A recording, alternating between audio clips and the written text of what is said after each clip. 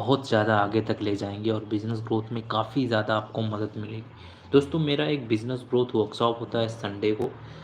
अगर आप चाहें तो वो बिज़नेस ग्रोथ वर्कशॉप आप अटेंड कर सकते हैं। वहाँ पे मैं लाइव रहता हूँ और हर एक क्वेश्चंस एंड आंसर्स डिस्कस करते हैं। दोस्तों इस वीडियो में बात करूँगा 10 ऐसे हाई रिसर्च बेस्ड स्ट्रेटजीज़ के बारे में जो अगर आप अप्लाई करें तो आपकी सेल्स ऑटोमेटिकली बढ़ जाएगी। आप पहली बात तो जब भी कभी भी सेल्स पीपल को हायर करें तो 4 बातों का बहुत अच्छे से ध्यान दें। पहली बात कि उनके अंदर एनर्जी बहुत ज़्यादा कूट-कूट के भरी होनी चाहिए। हर एक सेल्स पर्सन एनर्जेटिक दिखना चाहिए, होना चाहिए और अपीयर होना चाहिए। दूसरी बात, कम्युनिकेशन स्किल्स बहुत ज़्यादा अच्छी होनी चाहिए हर एक सेल्स के बंदे की। कोई भी आपके टीम के मेंबर में अगर सेल्स का है तो उसको कम्युनिकेशन स्किल्स बहुत अच्छी होनी चाहिए। वो हर एक भाषा को अच्छी तरह से जानता हो। इससे क्या होगा, इफ़ेक्ट होगा कि आपका जो क्लाइंट बेस होगा वो लोकल से हट के नेशनल और इंटरनेशनल लेवल तक जा सकता है। अगर आपके सेल्स के लोगों को अच्छी सेल्स स्क्रिप्ट आप दे रहे हैं तो वो उसी सेल्स स्क्रिप्ट से द्वारा नए कस्टमर को अप्रोच करें लीड जनरेशन प्रोसेस के लिए और क्लोज अप करने के लिए। दोस्तों अगर वो इस तरह से अप्रोच नहीं कर रहे हैं, सेल्स स्क्रिप्ट फॉलो नहीं कर रहे हैं, फॉलो अप नहीं कर रहे हैं, तो आप एक्शंस ले सकते हैं। दूसरी चीज़, आपका सेल्स का बंदा सिस्टम्स वाइज काम करने को उसको पद्धति उसकी प्रिंसिपल फिलॉसफी हो, हर एक बार वो सिस्टम वाइज काम करने में ज़्यादा इंटरेस्टेड हो। जैसे कि सीआरएम में फिट करना, lead ID, customer name, email, follow update, सब कुछ। इससे क्या होता है, अगर आप काम करेंगे लॉन्ग टर्म में 1 साल के लिए, 10 साल 15 साल के लिए, तो आपका सिस्टम वाइज काम होता है। जिससे कि आपको एक बंदा छोड़ के चला गया तो नेक्स्ट जो एम्प्लॉयज़ आएगा वो वहाँ से काम को उठा लेगा आगे की तरफ। बट अगर आप सिस्टम से काम नहीं कर रहे हैं तो जो बंदा काम कर रहा है वो बंदा काम करके चला जाएगा, जो नया बंदा आएगा वो न्यू स्टार्टिंग करेगा, नए से शुरुआत करेगा। सो इसीलिए आप सिस्टम फॉलो कीजिए। अगर आप कोई सॉफ्टवेयर यूज़ नहीं कर रहे हैं तो एक्सेल फाइल यूज़ कीजिए, गूगल शीट यूज़ कीजिए। अगर आप कोई ईआरपी या सीआरएम रिलेटेड सॉफ्टवेयर यूज़ कर रहे हैं तो बेहतर है, अच्छा सॉफ्टवेयर यूज़ कीजिए। और सॉफ्टवेयर यूज़ करने से फ़ायदा ये होता है कि आप सिस्टम डिपेंडेंट हो जाते हैं, ना कि पीपल डिपेंडेंट, एक आदमी के ऊपर डिपेंडेंट होना। सो एक बंदा, एक आदमी बेहतर सेल्स कर रहा है तो उसके ही पीछे लगे रहो कि हाँ बहुत अच्छा, बहुत अच्छा काम कर रहा है एक बंदा, बट बाकी के जो लोग हैं वो अच्छा काम नहीं कर रहे हैं। ज़्यादातर सेल्स लोगों की दिक्कत होती है कि वो ना तो रिपोर्ट करते हैं, ना तो उनका आउटकम समझ आता है।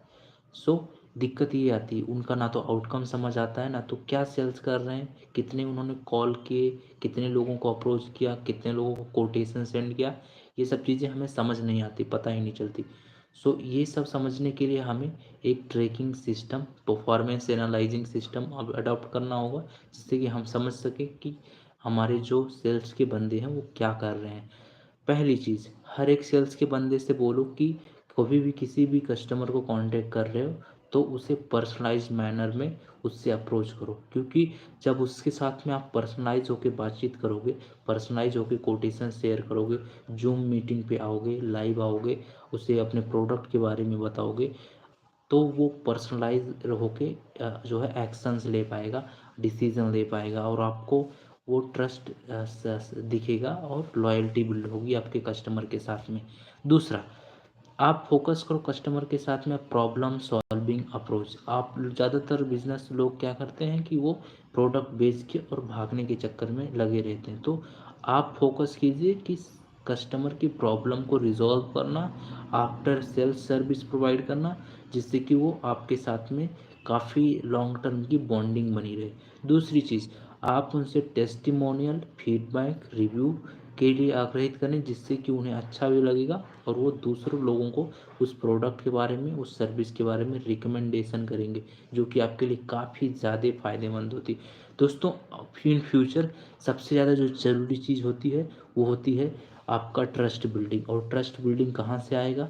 आपके टेस्टिमोनियल से आएगा, आपके रिव्यू से आएगा, आपके सक्सेस स्टोरी से आएगा। सिर्फ प्रोडक्ट आप कितना भी बढ़िया बना लें, लेकिन उसको कितने लोग परचेज कर रहे हैं, उससे कितने लोगों को बेनिफिट हो रहा है, कितने लोगों को ट्रांसफॉर्मेशन हो रहा है, कितने लोगों की लाइफ में बदलाव हो रहा है, ये ज़्यादा ज़रूरी। तो आप फोकस कीजिए प्रॉपर ट्रस्ट बिल्डिंग प्रोसेस पे, प्रॉपर पर्सनलाइज फोकस कीजिए, कस्टमाइज फोकस कीजिए, और फोकस कीजिए आप कि आपके साथ में हर एक कस्टमर के साथ में लॉन्ग टर्म बॉन्डिंग बन सके।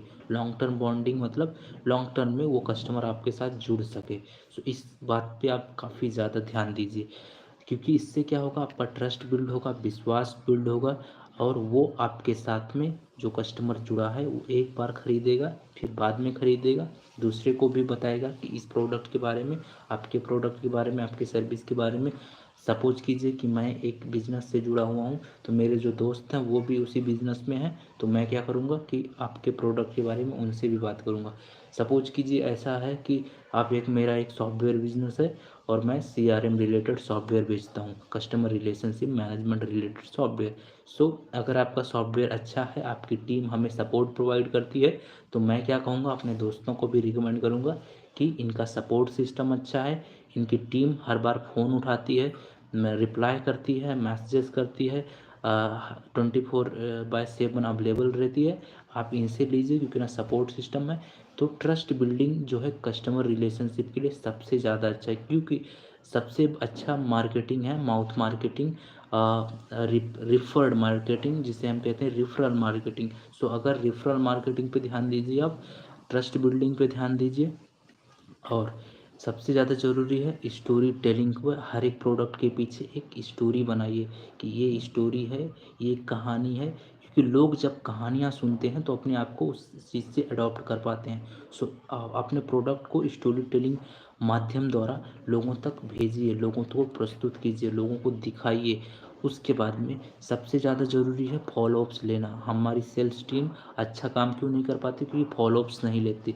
अगर आपने एक बार कॉल किया, सामने वाला रिजेक्ट किया, दोबारा आप कॉल नहीं करते। दोस्तों, एक बार कॉल किया, 2 बार कॉल किया, 10 बार कॉल करो, सिस्टम में बने रहो, और आपको स्मार्ट तरीके से फॉलोअप लेना है। आपको क्वेश्चंस पूछने सामने वाले कस्टमर से कि आप प्रोडक्ट हमारा क्यों नहीं ले रहे हैं, क्या रीज़न है। ओपन इंडेड क्वेश्चन लीजिए। प्राइसिंग का इश्यू आ रहा है आपको, कोई हमारा कंपटीटर आपको बेहतर प्रोडक्ट दे रहा है, क्या वो इश्यू जा रहा है। तो ओपन इंडेड जब आप क्वेश्चन करेंगे तो वो अपने आप को आपसे जोड़ पाएगा, अपने आप को कनेक्ट कर पाएगा।